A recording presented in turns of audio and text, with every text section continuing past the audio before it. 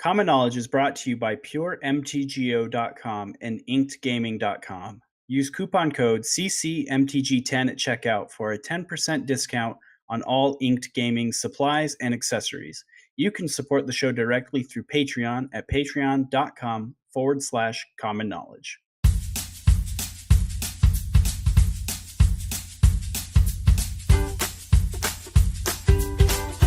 This is the Common Knowledge Podcast.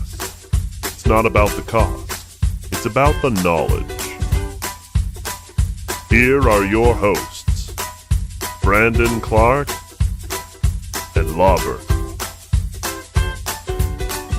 How's it going, everybody? Welcome to episode 57 of the Common Knowledge Podcast. I am your host, Brandon, and as always, no different than normal, joined with me is Sean, the Lobbert Stokes, the Stokey Pants. Sean. What's up, Brandon? Not a lot. How you doing? I'm doing pretty good. So before anything else, I wanted to give a quick shout out. Somebody in a competitive league told me that they started listening to the podcast like just the day before. So shout out to XTO2. That was pretty fun. I love it when people say that they listen to the podcast. Yeah. So far, I've still never encountered someone outside of like my inner circle that listens to the podcast. I think it helps just that my name is recognizable and succinct. So I guess that's true. Yeah, people just know that you're Lobbert. Yeah. But I mean, a lot of the time I'm playing Popper on the literal common knowledge MTGO account.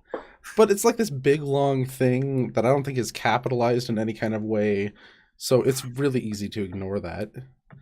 Plus I'm usually playing some kind of crazy brew, and people are probably like, who the heck is this guy? Oh, it's Lobbert. That makes more sense. Yeah. I did play against someone who, when he read the name Common Knowledge, was like, is that a podcast or something? That sounds like the name of a podcast. And I was like, yes, it is a podcast, actually. And he was like, oh, and then like battle screeched you into oblivion. No, this was a long time ago. I can't remember what he was playing. I don't even remember the outcome of the match. It was a long time ago. I just remember that conversation of just like, that name sounds like a podcast. Are you a podcast? Yes. Anyway, how you been? Magic-wise. Really good. It's just I said I was going to play Tron, and I've jammed like 5 games with it. I think so far I've been playing the blue-red Tron variant, and I am not liking that. Yeah. Like, it feels... You should just Dinrova people into oblivion. It's just... I mean, if you're gonna put yourself through playing Tron, you might as well just make it the most unbearable for your opponent as well, so both of you suffer. But there's a lot of ways to Dinrova somebody. Like, you have to choose your colors. I'm thinking right now what feels right to me is playing the like green-blue version with the elf that looks through the top 5. I don't know, that's where I'm gonna look next. Elvish Rejuvenator? Yes, that's it. And That's where I'm gonna look next to make the deck a little bit more bearable, because I'm not enjoying it right now. I actually win games with it. It just feels meh. Yeah, I get you. What'd you play this week? I know you played some competitive. I finally finished this competitive league that I've had open for like 2 weeks. I finally sat down and played the last 2 matches of that league. And I lost a match to Mezel. I feel like his name is familiar to me. Like, I see it a lot when I'm doing power rankings or like at the trophy leaderboard. Yeah. I want to say that our games were close, but I also just kind of feel like he just thoroughly crushed me into dust. So, I mean, there's a reason that his name is known, you know? Yeah. But yeah, he was playing mono blue Delver and I was playing blue black Delver, and you know, he was able to get under me with the tempo, and his mana base is, you know, the mana base is smooth. They were able to get underneath me and just kind of, you know, just slowly stay ahead and keep that advantage going and grind me out. So that's what they do. Yeah, those It's one of bounce their good spells are. matchups. Yeah, the bounce spells are particularly good when they've got you under that clock and you're just so reliant on Gurmag Angler or something else. It makes things kind of tricky, but it was good. I got my first format point. It'll probably be my only one, just one. Yeah, I went 4-1, but it'll probably be the only format point I get because I don't care enough to try. I'm probably just gonna go keep going back to the friendly leagues where I can actually play games. I was gonna ask you if you plan on ever doing another. I really hope you do more. I mean, if I can find time, I will, but I don't know, especially for the sake of our new What Are We Playing thing, where I'm more just like test running different decks throughout the month. I'll probably stick with friendly leagues. So, this month I'm going to be playing that Red Black Monarch deck, and I'll be doing that in friendly leagues. I mean, unless I just feel like the deck is gas, then I might take it for a spin. But otherwise, I just waiting in those queues, man, it's tough. I feel like you're gonna do well with that deck. We'll try. We'll see. So, should we just jump into the show then? Get started with card of the week. Absolutely. Card of the week. Boom. So this week, our card of the week is Lead the Stampede. We felt like this was a good card. I guess maybe we should read it, huh? Tell them what they do. Tell them what it does. So Lead the Stampede is a sorcery for 2 and a green. You look at the top 5 cards of your library, and you can put any number of creatures from among them into your hand, and you put the rest on the bottom in any order. So this card, we felt like this would be a good choice for the card of the week because last week in our power rankings, we kind of talked a bit about elves and how they were doing so well. And we also kind of had an honorable mention with Slivers because they had also top 8'd. And those 2 decks are the 2 best Lead the Stampede decks. Maybe the only Lead the Stampede decks in the format. I think the only Lead the Stampede decks. And Slivers is just the best deck right now. I'm kidding. I mean, it's the second best Lead the Stampede deck. But no, I mean, that's really up there. We talked about Slivers last week and how we felt like there were some positive things to that deck in the current state of the format. And I think Lead the Stampede's probably the biggest one. The deck has its strengths against the blue-black Delver decks. Lead the Stampede is a lot less good against foil decks. But Lead the Stampede is just so backbreaking against the Boros decks and against the Tron decks if it resolves. It's just really difficult for them to keep up with that card advantage. Like, these decks are designed to where they're getting an average of 3 to 4 cards every single time. Yeah, if you're casting a 3-mana spell and getting a 2-for-1 is like considered subpar, and the ceiling on it is 5 cards into your hand, yowza, you know? I think Lead the Stampede is just, it's nuts. I think I know it's supposed to be in Slivers, but I think one of the reasons that deck doesn't like shine is there's a lot less creatures in that deck because they need their creatures are more expensive and they need lands, unlike elves where it's just they get to play like, I don't know what they're at, like 13 lands or something like that, and I think is that way low? I think it's like 11 forests, 1 island. And then if you're on the land grant version of the deck, that's 7 forests or something. Yeah, it doesn't change the math on Lead the Stampede since they're not creatures anyway. Yeah. But that card, I've had games where it just completely unmulliganed me. Like, I've gone down to like 4 cards and then I'm back up to 7 pretty easy. Yeah, it's just really good at being the last card you play out, where you deploy all of your threats and these opposing decks are required to try and 1-for-1 with you as best they can to kind of keep your board manageable. The hard part about it is that, especially in elves, it's hard to get to 3 mana just on your own. So you are pretty reliant on making sure your mana creatures don't die. But you do have enough like actual threats from the elf deck that it's really hard for your opponent to justify killing your mana creatures in most cases. Slivers, on the other hand, like you said, it does have a higher land count, which attributes to more misses, but it also just allows you, like, you're going to be able to reliably cast that card on 3, and, you know.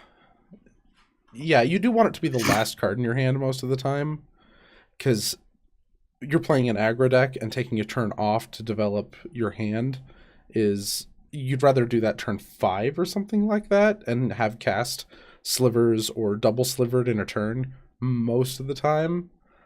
So it's a little bit awkward. Yeah, the slivers, like, their ideal draw wants to go like turn 1 sliver, turn 2 sliver, turn 3 1-drop sliver, 2-drop sliver, and then like turn 4 lead the stampede is probably where you want to be, or like double 2-drop sliver, and then turn 5 it's lead the stampede plus whatever you draw. Yeah, I think that would be optimal. But yeah, this card is just kind of insane, and the only real cost on it is that it just asks a high creature count from your deck. Like what would you say is like the optimal number? I've played brews where I have 22 creatures in my deck and played Lead the Stampede. That didn't feel high enough. How low do you think you can go? Like, what do you think the lowest you can go is? Like 26? I think 22 is pushing it. Yeah. Like you're like, just going to get a 2-for-1 most of the time. As low as you can go while staying optimal is what I'm asking. So like 22 is not optimal. Right. What do you think that line is? Like, 24, 25? I actually think Slivers is probably pushing it, and they're over 26-ish creatures. I want to say that's about the lower limit that you want to be, and you can't go higher than elves. So I still think that you could play it in a 22-ish creature deck. It just wouldn't be. It would just be a amazing divination nuts. Most of the time. Yeah, it would be, yeah, exactly. Because I mean, I've even whiffed in elves. That's true. It's possible. You just hit like 3 lands, lead the stampede, distant melody. Yeah, it's interesting that like Stompy doesn't want it either. It just because it. Well, I think that's just faster strategy, right? Yeah. Stompy doesn't want to have to take time off to cast this card. They just rather, like, you just don't ever want that in your opening hand or within your early draws, because you just want to be drawing threats to apply to the board. But Elves sort of has this combo nature that they generate so much mana, and cards like Lead the Stampede and Distant Melody kind of let it kind of be the combo deck that it is. And I think Slivers just needs the help. I think the real power in Stompy is not the creatures. Like, the creatures are just something to attach your strong non-creature spells to. Like, if you're still on Elephant Guide or Rancor, Hunger the Howl Pack, Vines of Vastwood, any of those are easily twice as strong as the actual creature you're putting it on. So that's another reason why I don't think it would ever go into Stompy. Yeah, that makes sense. Anything else? Nope. I think we're ready to move on. Great. So that was our card of the week, Lead the Stampede. Let's jump into our main topic. Main topic. We're going to be talking about sideboarding, but not... I know we've done a sideboarding show, and that was one of our evergreen shows. This time we're going to talk specifically about the current meta, how we want to be sideboarding, what sort of the sideboard cards are for key matchups. And then we're going to kind of just go through, some of the colors and some of the powerful sideboard options available to those colors for you people brewing at home or trying to figure out your sideboard plans. So let's just dive in. to start off with, we kind of have a list of what you're looking to fight or find better solutions for, since you're swapping out cards in our current meta. I think the first one I think about is Boros. Boros Monarch, Boros anything, the weenie version, Boros Bully, because they're easier to hate, and they're still I want to say they're larger or equally large as Blue-Black Delver in the meta, and it's just if you can find I think cards definitely that larger, right? larger, yeah, If you're taking into account both Boros decks, they Yeah. take up the largest majority of the percentage. okay, yeah, because you fight them in pretty much the same way. I think Bully is not an artifact deck, is it? Is it still running Galvanic Blast package, that stuff? No, okay. Nope. I'm not super familiar with that deck. Their removal suite are Firebolt, the flashback. That's Firebolt, yeah. Yeah, Firebolt. They do Firebolts and I mean Journey to Nowhere, obviously. And Yeah. I wish I could not Lightning Bolt. God, Flame Slash? Flame Slash. Thank you. Yeah. So you'll generally see a mix of Firebolt, Flame Slash, and then 3-4 copies of Journey to Nowhere, and that's their removal suite. I guess they are actually different enough that you could kind of think of them differently. Like I think that they're completely different strategies in my mind. They do share similar cards, but I think that both of these decks are trying to do very different things. Boros Monarch is trying to grind the game out for as long as possible, and I just don't feel like the Boros Bully deck does that quite as well. It doesn't really have a lot of the card advantage that Boros Monarch does, so it can't really play that grindy game. You know, like Faithless Looting is technically card disadvantage. They just are making up for it by playing cards like Firebolt and playing more cards that they can flash back out of their graveyard. But they really want to kind of try to go wide around you and then kill you very quickly with Rally the Peasants. Yeah, I think the reason I get kind of confused with that deck is, other than when I sat down with you and played you when you were playing that deck at the local store, online I haven't seen it ever. I've seen versions of Boros Monarch that are still on Galvanic Blast that were mixing them so that they had Seeker of the Ways and more Battle Screeches and stuff like that. And that was kind of that kind of confuses me pretty regularly. But I guess with Boros Monarch, the way I like to fight it is I like going after their artifacts, and lately I've been on land destruction because I've been playing red, and I felt like they have a fair number of like Circle of Protection spells, and if you're on mono red, there's no way to fight that spell without destroying their land. And they're mana hungry, but other than that, artifact destruction is really my go-to. I kind of like that. Like, I've talked a lot about how Boros Monarch spins their wheels in the early turns of the game.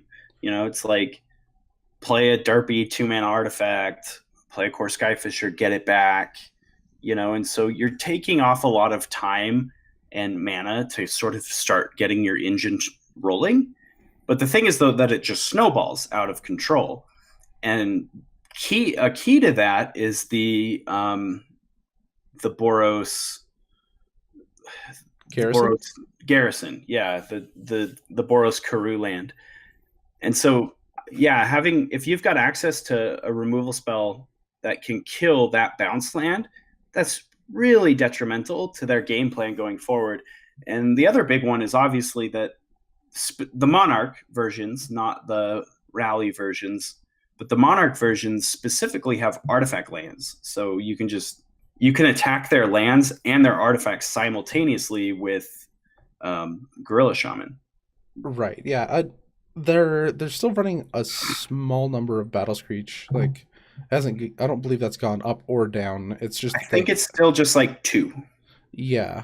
They do need a way to kind of close the game out, and that does it pretty quickly.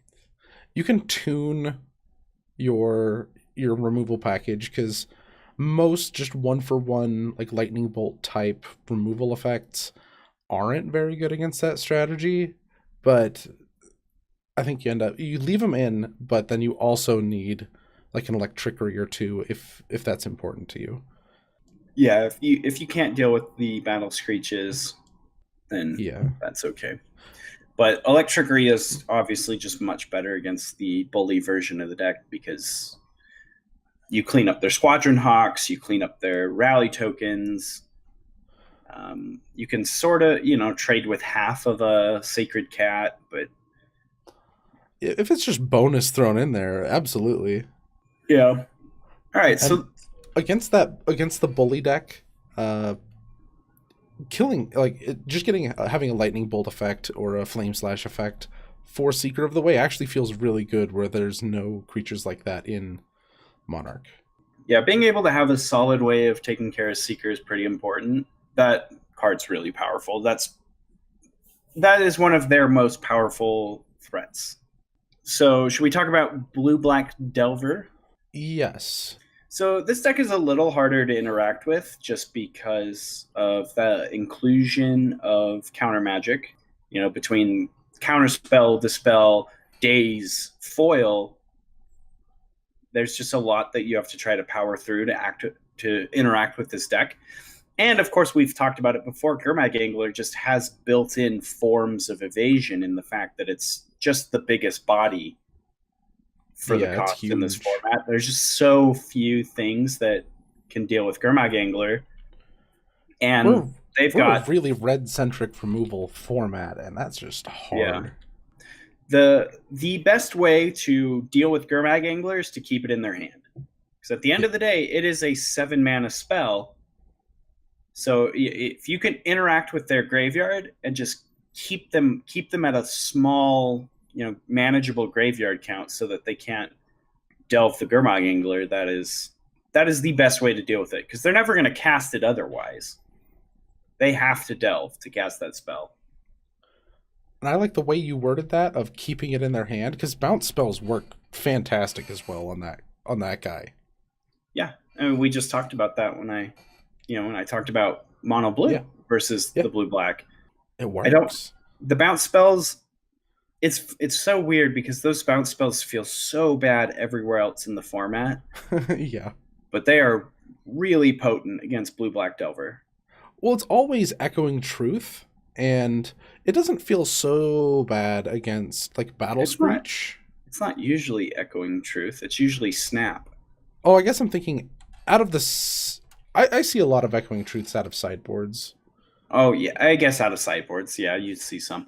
The main deck is snaps, though, for those blue Delver decks. And then they have echoing truth in the sideboard.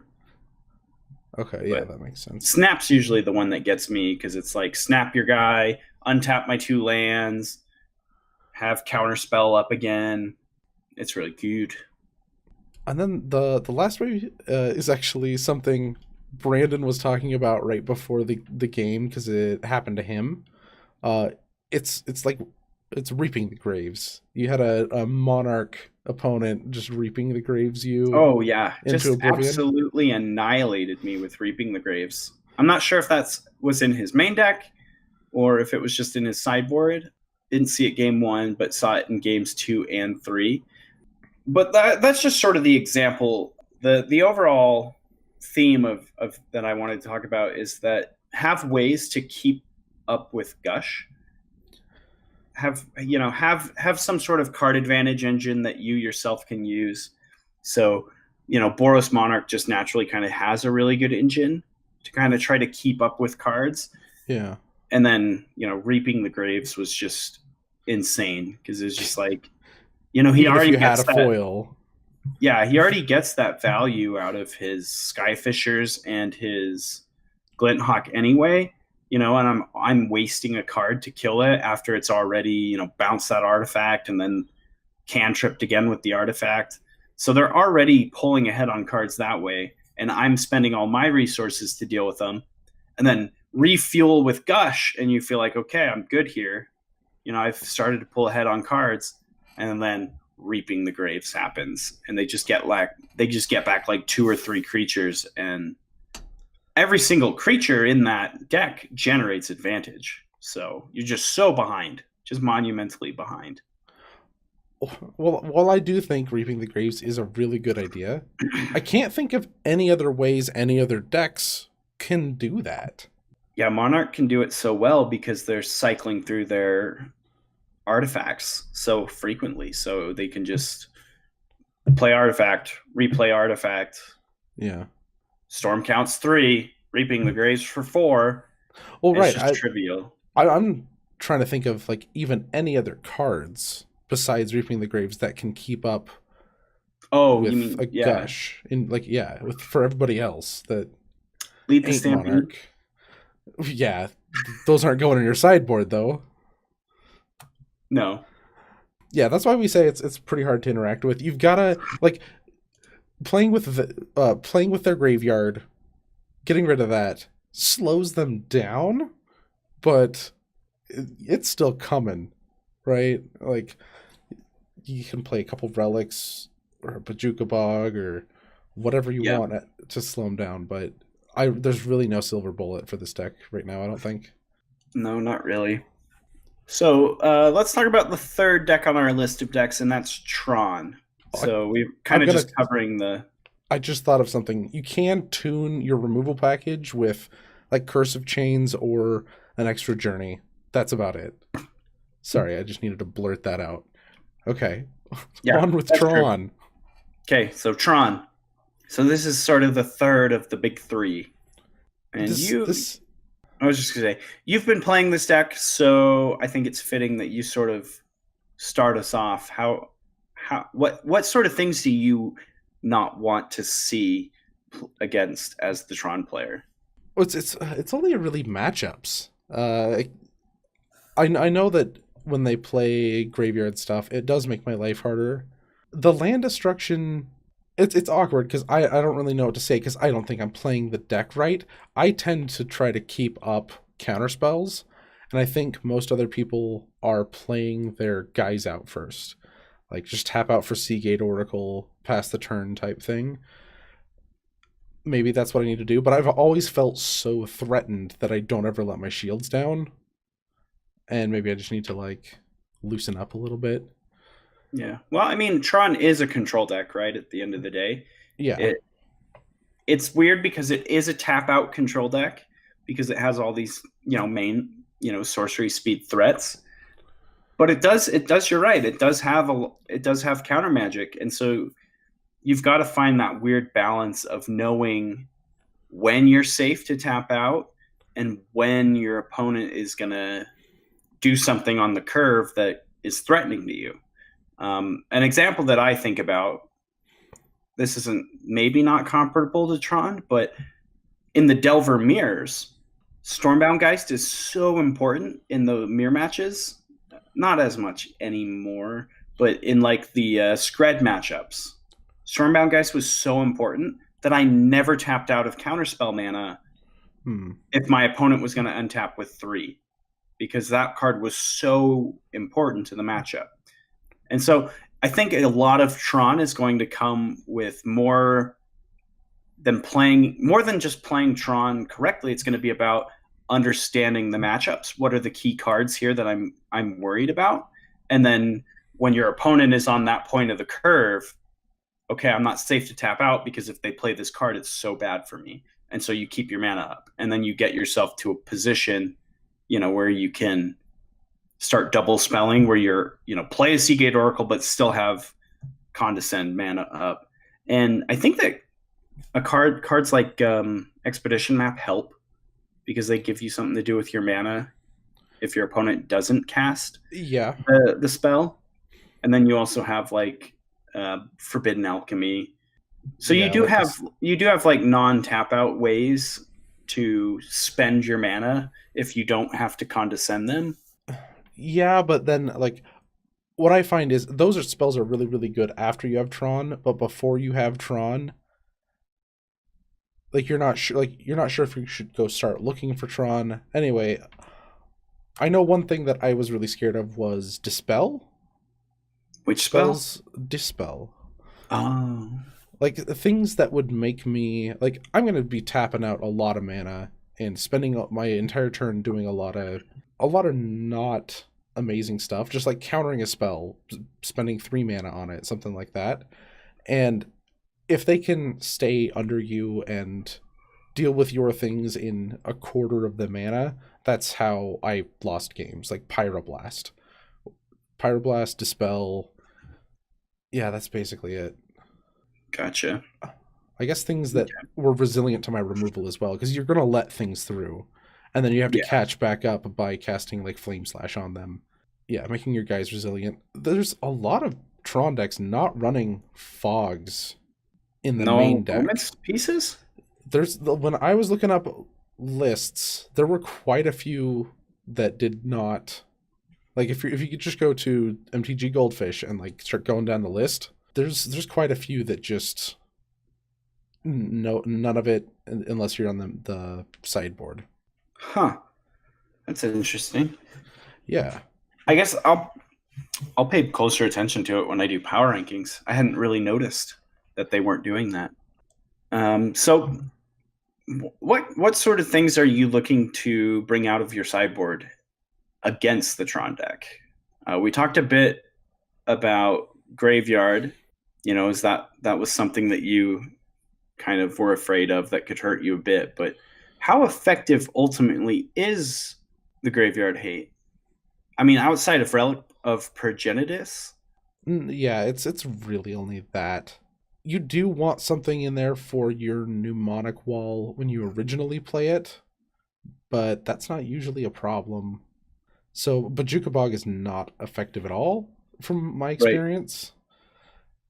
Yeah, Relic is really good. Nihil Spellbomb feels good, especially because like if you can make it so their Pulse of Marasa fizzles, that is a giant swing in your favor, because they're counting on that a lot of the time to stabilize them or give them that one extra turn.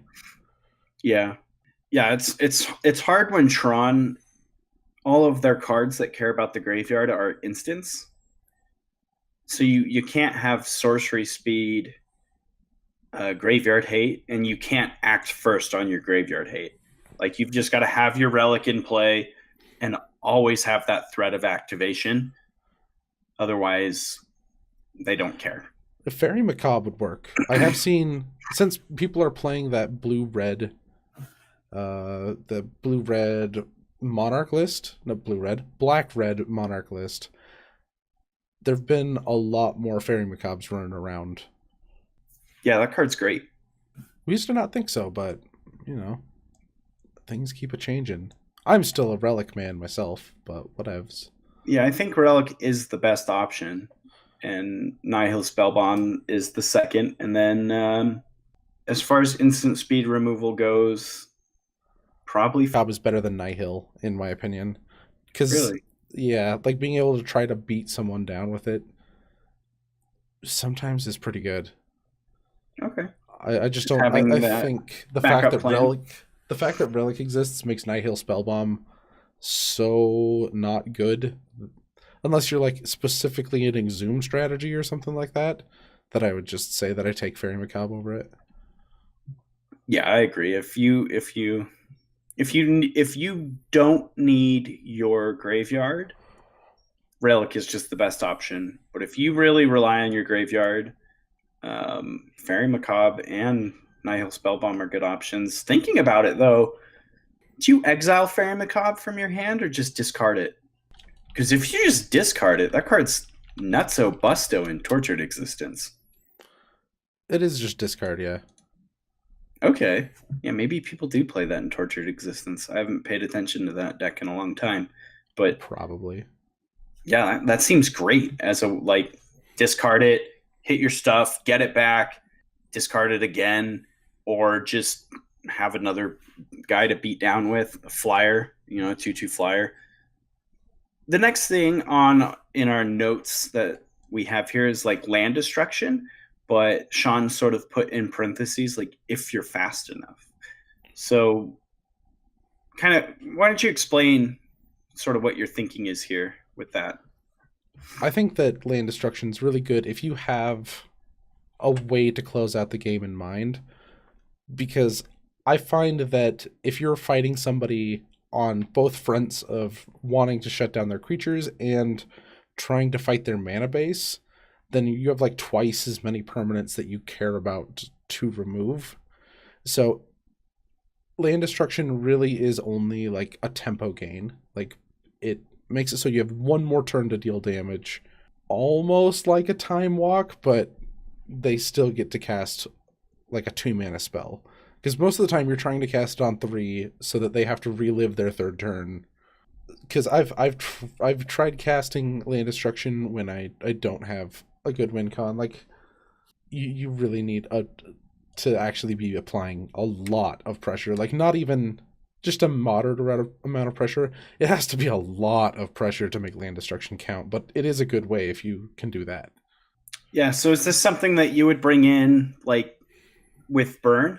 When you get Tron, do you bring your land destruction in? With Burn, yes, absolutely. And I think something like that's why we don't see it at all out of the Boros lists, even though they probably want to allocate spots to fighting Tron. Land destruction's not an effective way for them to do it. I would say They're that just too slow. Yeah, I would say that red deck wins can do it, but then like it's not really so exciting if you're playing like that black red Monarch deck either. The Monarch decks, I just don't think that they want to fight on that axis.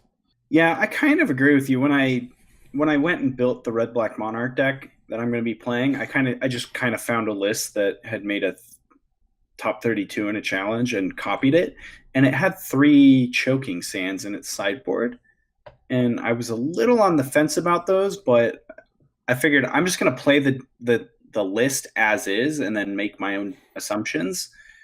So yeah, I'm curious to find out how choking sands goes, but I assume there's enough cards in that deck that don't do anything against Tron, like sorcery speed removal spells, like edicts and stuff. That it's probably fine, but I think what those are more in there for is something like the Monarch Mirror. That makes sense. That makes a lot of sense. Yeah, make sure that they can't play their own Monarch guy. Yeah. I don't know. I mean, I'm still a little iffy about them.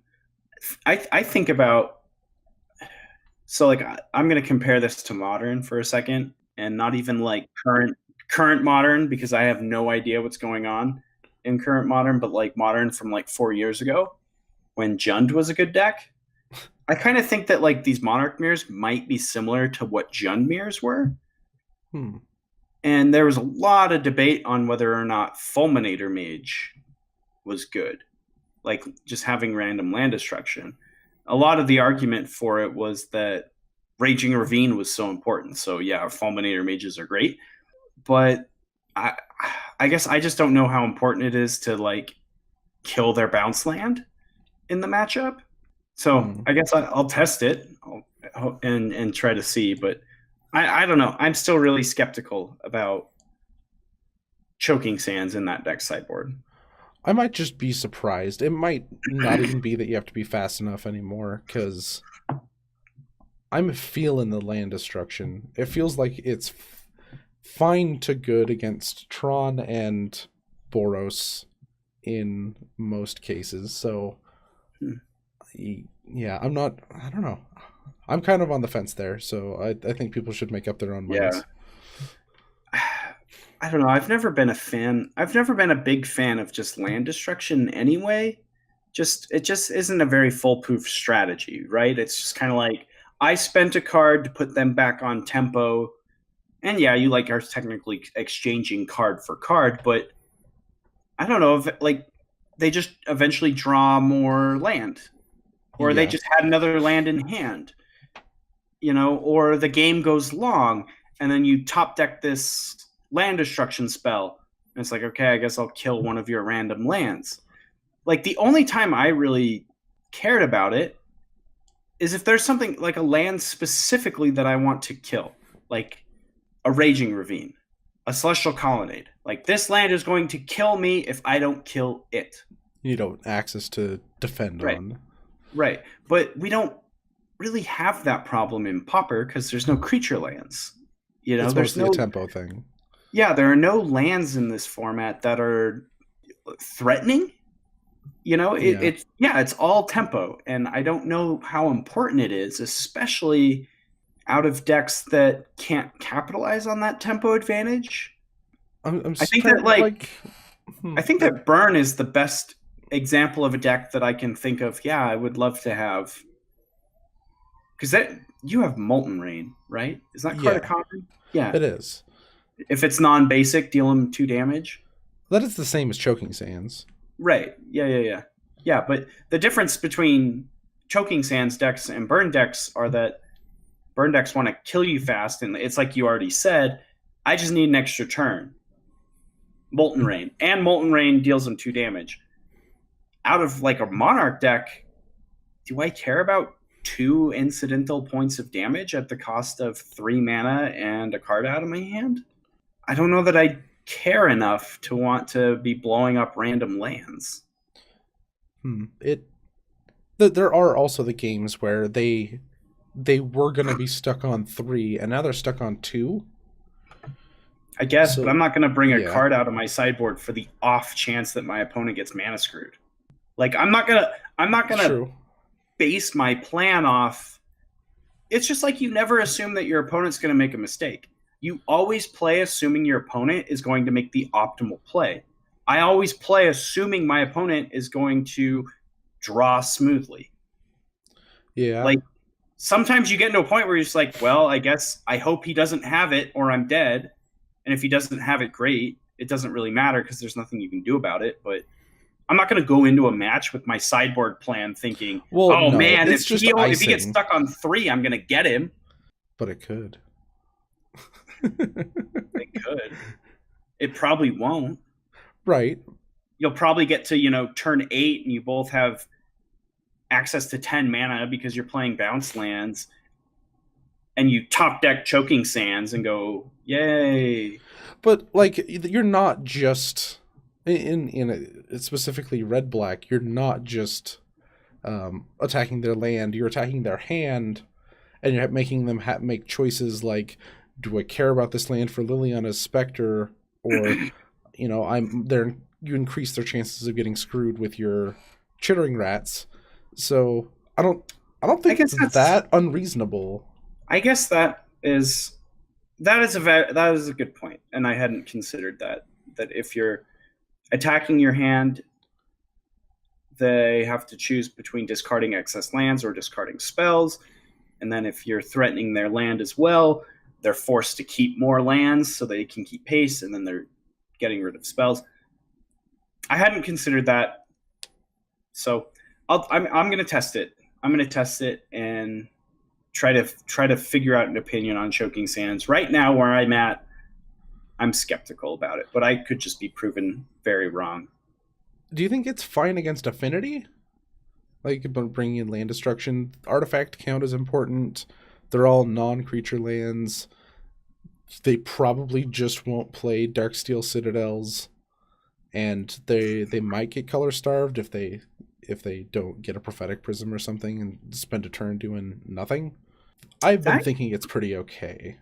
That could be okay. I just don't know if it'd be too slow.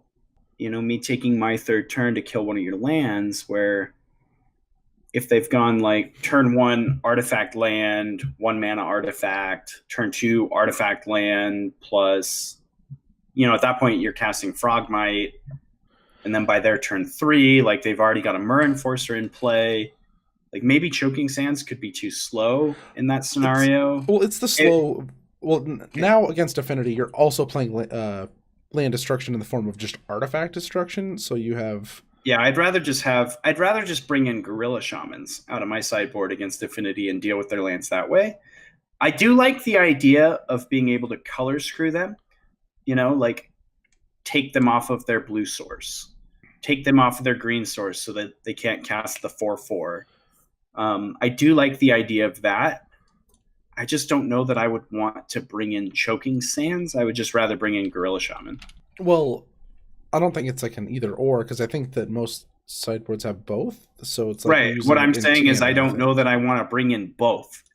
I don't know that I want a 3-mana sorcery speed, not interact with their big creatures spell in my deck.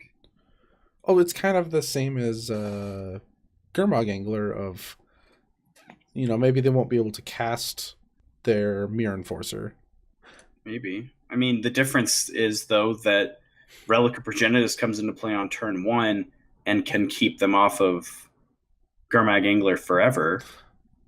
And Choking Sands is a 3-mana sorcery speed, not interact with their creatures spell.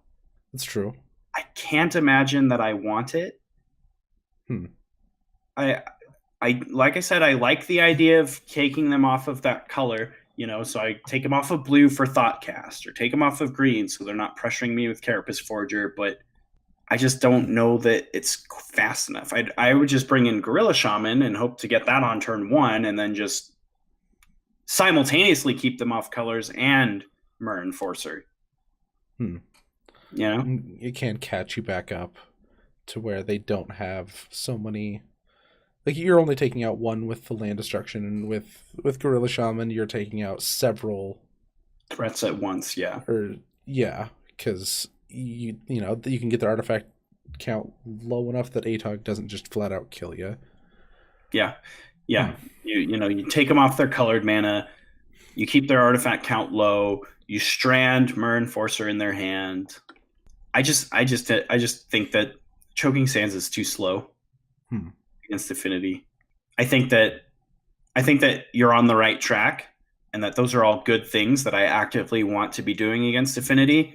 But Gorilla Shaman just does it so much better, and I just don't know that Choking Sands is. Well, it's that it has it works against, maybe Tron. We're not decided on that yet, but probably Monarch strategies.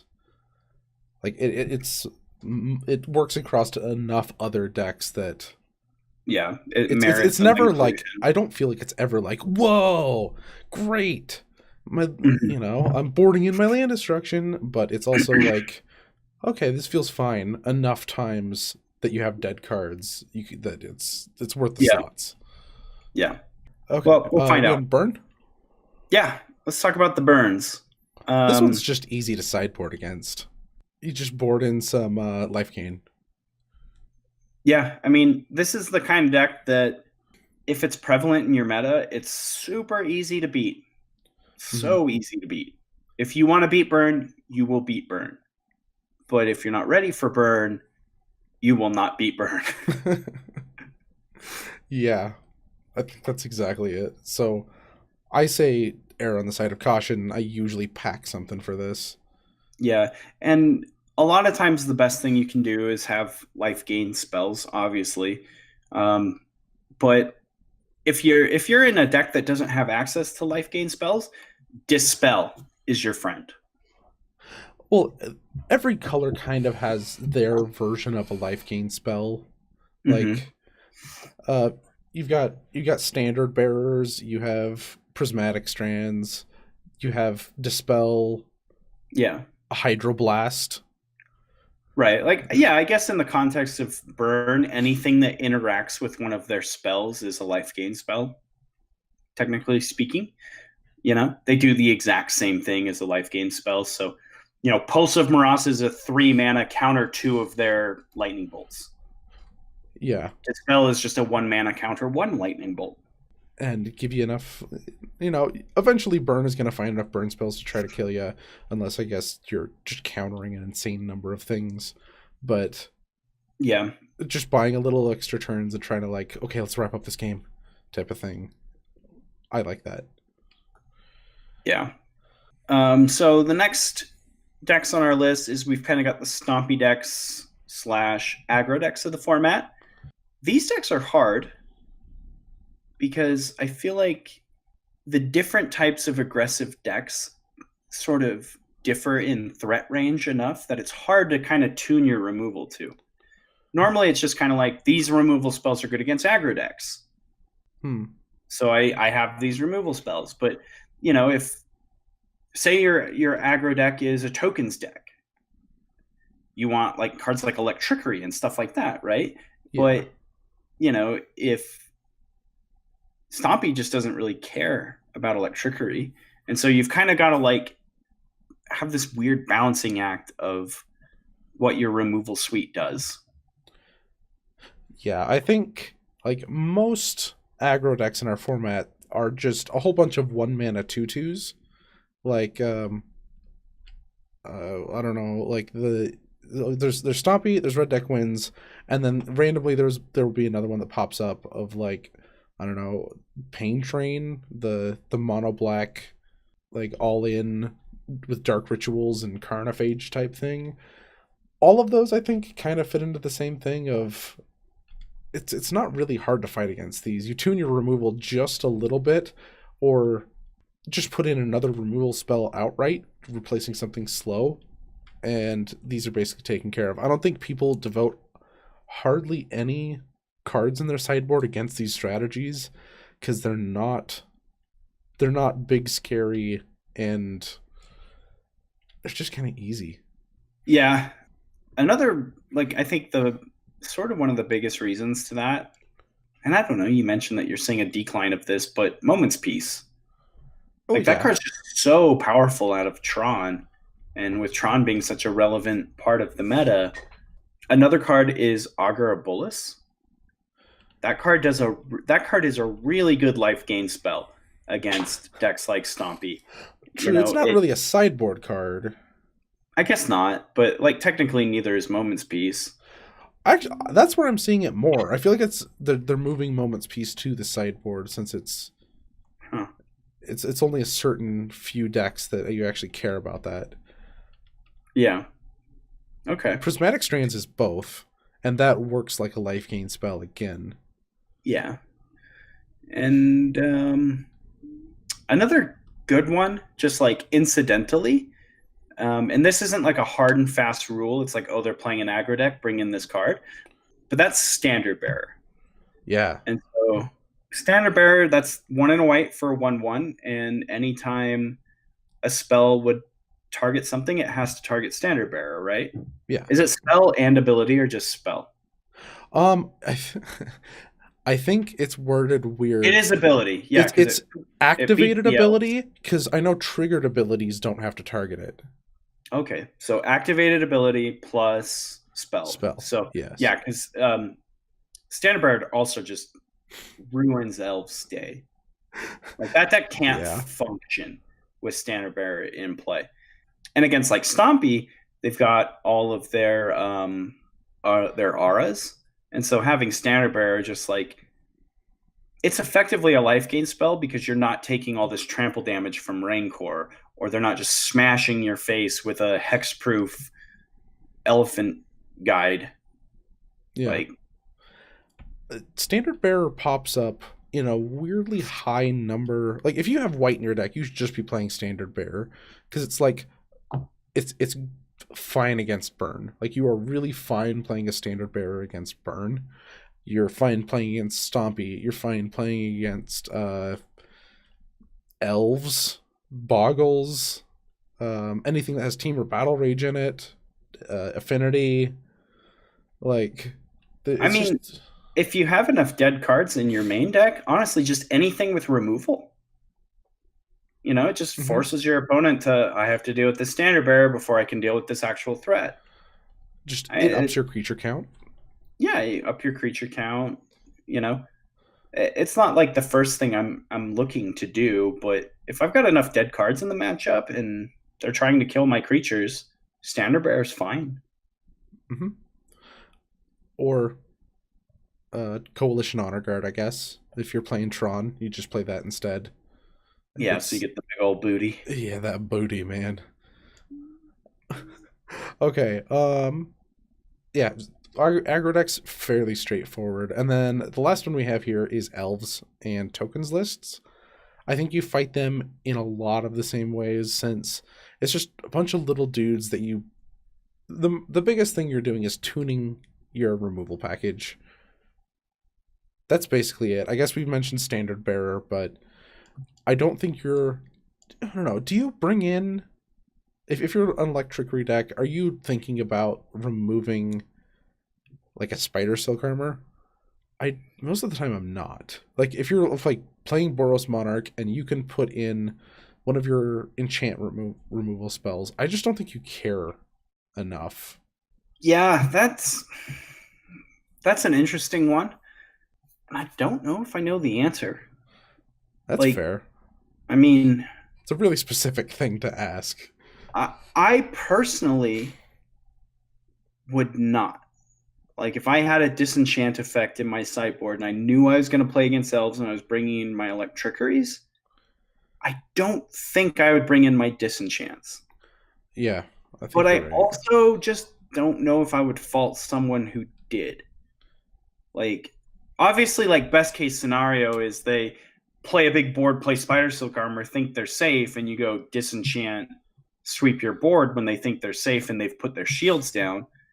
That's best case scenario. Worst case scenario is they don't draw Spider Silk Armor anyway, and you were able to electrickery them, but then they cast Lead the Stampede, and instead of having this card be like a threat or another removal spell, it's just a dead card.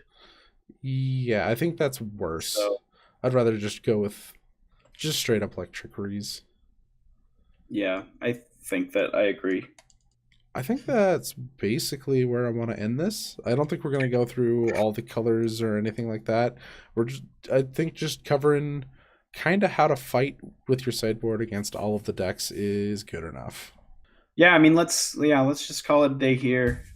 End times. All right, thanks everybody for listening to Common Knowledge. That was episode 57, Sideboarding for the Meta. If you'd like to reach out to us, you can do so via email at commonknowledge@gmail.com. You can also find us on YouTube via the Constructed Criticism YouTube page. We also have a Facebook page, and you can download us through your podcast app location. Podcatcher. Yeah, you can look for Constructed Criticism or Common Knowledge, a Magic podcast. So those are kind of the best ways you can find us. I'd like to say thank you to our sponsor, puremtgo.com and inkgaming.com. Use that coupon code CCMTG10 at your checkout with Ink Gaming. You get 10% off, and we get a kickback to our network. And lastly, big thank you to our other sponsors, the patrons. You guys are incredible. You support us, and we appreciate it and love it. And for anyone else who would be interested in supporting us, you can do so at patreon.com/common knowledge, where you will get access to the Common Coliseum, which, is a segment of videos where Sean beats my face in with some random brew, and I salt out about it. That's pretty much it to a T. And lastly, Sean, if the listeners wanted to get a hold of you, where could they do so? You can follow me on Twitter if you search for Lobbert8. That's Lobbert and the number 8. You can find me on YouTube if you just search for Lobbert. You could contact our Twitter at CKPodcastMTG, or write something on our Facebook group if you search for Common Knowledge. You can find Brandon if you look on Twitter for bclark_CK. Clark is spelled with an E, so CLARKE. And that is it for the week. Thanks for listening. See you next time. Bye, guys. Bye.